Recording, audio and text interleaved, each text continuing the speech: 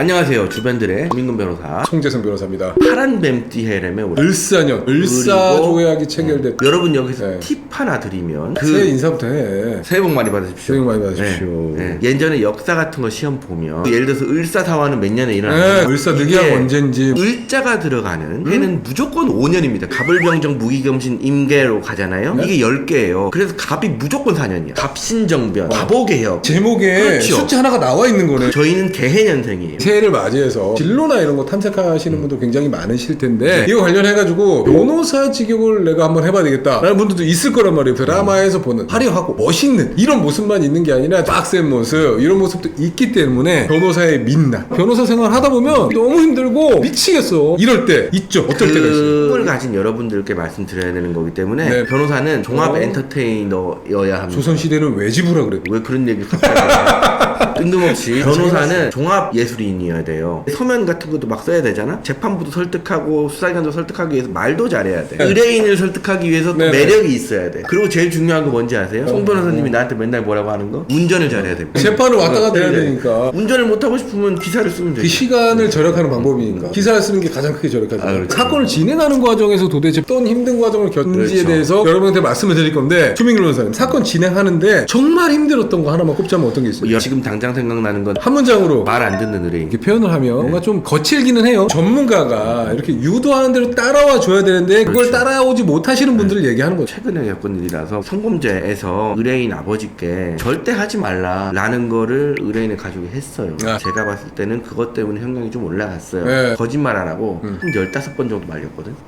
성범죄 같은 경우에는 피해자하고 접촉을 직접 하면 안 됩니다. 그렇죠. 근데 그걸 시도했어. 변호인은 접촉을 해도 되죠. 보통의 가해자의 변호인이다 라고 하면 피해자 쪽의 변호사하고 연락을 하게 되죠. 당사자가 연락할 때는 상대방 변호사한테 연락하는 것도 거북스러워요. 보통은 변호사와 변호사끼리 서로의 입장을 다 알고 있기 때문에 그렇게 협의해가지고 진행을 하는데 제가 되게 많이 말렸는데 시도했어요. 네. 직접 찾아가서 그렇죠. 이야기도 하고 전화 연락하는 것도 시도하고 맨 처음에 아주 조심스럽게 문자 연락이라던가 전화 연락 1회 정도만 시작이 됐으면은 주워 담을 수가 있어요. 상대방이 기분 나빠하는 걸 표시할 수 있잖아. 앞으로는 안 그러겠다 해가지고 단도리를 완전하게 치면 괜찮은데 처음 한 번이더라도 찾아가서 얘기하는 거야. 이러면 완전 환이고 전화 연락이나 뭐 문자 연락도 상대방이 기분 나쁘다는 표시 분명히 했는데 못 참고 계속해서 한다거나 건널 수 없는 강을 건너게 되죠. 전문가가 적절한 조언을 함에도 불구하고 내가 못 참으니까 그런 거거든. 뭐라도 하고 싶으니 뭐라도 하고 싶은데 가슴은 뛰고 미치겠고 하니까 마음은 이해가 되는데 저기는 그 결과를 알잖아요. 성범죄 피해자 같은 경우에는 특히나 자기가 원치 않은 순간에 갑자기 가해자 본인이나 가족들이 딱 갑자기 눈앞에 나타났다. 집에 찾아왔어요. 누가 뭐 생각하더라도 무서워요. 공포심이 몰려오죠. 무서워요. 화가 나요. 나는 피해자인데 왜 이런 상황을 겪어야 되나라고 하면 그게 바로 사건의 반영이 돼요. 성범죄 같은 경우에는 특히나 피해자 변호인이 없는 경우가 없어요. 변호사한테 한마디만 이런 얘기를 하면 변호사가 가만히 있겠습니까? 바로 의견서 제출합니다. 그럼 재판부에서 알고 양형이 적어도 6개월이 상승이 됐다. 성범죄에서만 일어나는 게 아니라 모든 사건에 있어서 변호사가 진행하려는 방향의 가이드를 따라주지 않았을 때 이런 문제가 생겨요. 자료 같은 거 요청하잖아. 세워라, 내워라, 안 줘. 왜 그거 안 주세요 하면은 어떻게 해야 되는지 잘 모르겠어요. 그럼 이거를 처음에 준비하라고 했을 때 궁금한 걸 물어봐야지. 한 번 주의를 준다고 해서 째깍 듣는 경우가 많지는 않더라고요. 이게 사실은 변호사들이 보수를 받을 때 사건의 크기라든가 굉장히 여러 가지의 사정을 보고 수익료나 이런 걸 정하는데 그렇지. 그 중에 당연히 의뢰인 자체의 난이도라는 것도 고려가 될 수밖에 없단 말이에요. 금액은 크고 사건의 왁구는 큰데 의뢰인이 요청하는 대로 되게 잘해주시고 내가 딱 말하면 잘 알아듣고 딱 정리해서 주고 이런 경우는 사실 변호인의 입장에서 너무 좋거든요. A라는 사건에 1시간, B라는 사건에 1시간이 똑같이 있어요. B라는 사건은 얘기하자마자 째깍 20분 만에 처리가 돼서 40분이 남았어. 그럼 어떻게 하겠습니까? 사건을 더 그렇지. 들여다봐요. A라는 사건 1시간 들여다봐야 되는데 이 사람이 계속 뭐 해달라는데 안 해주고 이상한 쓸데없는 얘기하시고 계속 10번 20번 계속 똑같은 말 하시고 1시간이 사건 처리하는 데 아니라 송세월로 날아가. 그러면 그 사람 사건 처리하는 게 1시간이 배정됐음에도 불구하고 막 1분 2분밖에 못해. 그럼 그 사이에 서면까지 작성하고 증거까지 갖다 붙여야 되면 그 사건이 어떻게 되겠습니까? 산으로 가는 겁니다. 맞아요. 변호사도 감정을 밖으로 내서는 안 되지만 그래도 사람이다 보니까 네. 충분한 보수를 받고 우리 의뢰인이 너무 잘해주는 경우에는 의뢰인이 사실 너무 예쁘거든. 뭐라도 한 글자 더 도움되는 거 해주고 싶고 뭐 연락도 안 하고 그냥 바로 가가지고 그렇죠. 공판이나 변론일 진행해도 되는데도 한번 연락 드려가지고 그렇죠. 혹시 뭐 궁금한 거 없으시냐 혹시라도 뭐 추가적인 자료 있으신 거 또 있으면은 주시면은 제가 또 판사님이나 검사님이 설득하는 대출 하겠다. 이렇게 되면은 의뢰인 얘기하는 입장에서도 변호인과의 소통이 원활하기 때문에 그러니까요. 또 만족해요. 또 이런 맞습니다. 사건이 결과도 잘 나와요. 수임료도 얘기하고 우리가 스트레스 받는 얘기도 하고 뭐 이런저런 얘기 했는데 그거는 50%도 안 돼. 결과야. 변호사는 결과기 때문에. 그럼요. 50% 이상의 결과를 이분들이 다 깎아먹고 계시니까 너무 맞아요. 안타까운 거야. 그런 거를 똑바로 안 해주시고 딴 얘기하고 이런 분들 같은 경우에는 그러면 사실은 1시간 배정된 거 중에 딴 사건 한 것도 아니고 이 사건을 진행한 것도 아니고 그냥 50분 날라간 거야. 그렇지. 일반적으로 사람들 얘기할 때 텔레마케터나 불특정 다수의 사람들을 막 상대하면서 막 스트레스 받고 감정 노동한다. 그건 굉장히 힘들다. 그런 거 알아줘야 되고 좀 위로해줘야 되고 감정 노동 안 하게 조금 친절하게 얘기해줘야 된다. 이런 말씀 하잖아요. 변호사는 딱 그 영역에 있는 변호사는 의뢰인과의 소통에 있어서 그런 문제가 있습니다. 굉장히 힘들고 왜냐면 제가 안녕하십니까 고객님 할 말만 하고 상대방 욕을 하든 말든 끊는 게 아니라 의뢰인과 짧게는 몇 개월 길게는 몇 년 동안 계속 소통하면서 결과를 방망이 깍듯이 만들어내야 되는데 소통이 안 되고 막 거칠게 하고 말도 안 듣고 원하는 거 자료 안 보내주시고 막 세워라 내라고 연락도 안 되시고 이러면 진짜 막 감정 노동이 그냥 막 여기 끝까지 올라와. 사실은 변호사만큼 감정 노동을 많이 하는 직업 네네. 드뭅니다. 우린 변호사니까 이게 원래 자기가 처한 상황이 다 힘들어요. 여러분들이 안 힘들다는 게 아니라 한번 변호사 생활 해보니까 이런 그런 게 영역에 힘들다. 있어서 정말 빡세다. 저희 고용 변호사님들과도 많이 이야기를 하고 소통을 하지만은 힘들어하는 부분이 또 그런 부분일 수 있어. 우리 대표들은 사실 의뢰인하고 절대 싸울 일은 없잖아요. 직접적으로 관계가 있고 우리가 그런 모든 것들을 이끌어 나가기 때문에 소위 말해서 의뢰인하고 싸우진 않단 말입니다. 네네. 어서 변호사님들 중에는 네. 싸우는 사람이 있어요.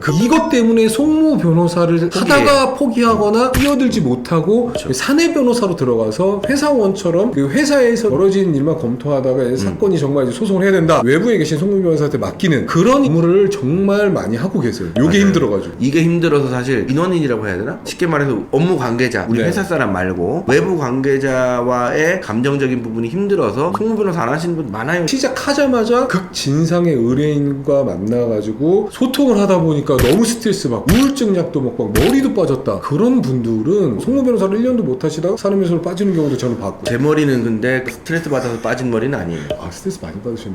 스트레스 받아서 빠진 머리 이거 아니고 보통 스트레스 가지고는 그렇게 안 되는데. 우리 집이 다 빠져. 변호사 직역을 좀 생각하시는 분들은 저희가 이걸 한번 시리즈물로 해가지고 여러분들께 지속적으로 말씀드려 보려고 해요. 근데 우리 송 변호사님이 오늘도 혓바닥이 너무 길어가지고 네네. 하나 얘기하고 끝났는데 2탄 10탄 아니라 구독, 좋아요 많이 눌러주시면 10탄, 20탄까지 가자고요. 그렇게 힘드니? 너 그렇게 힘들어?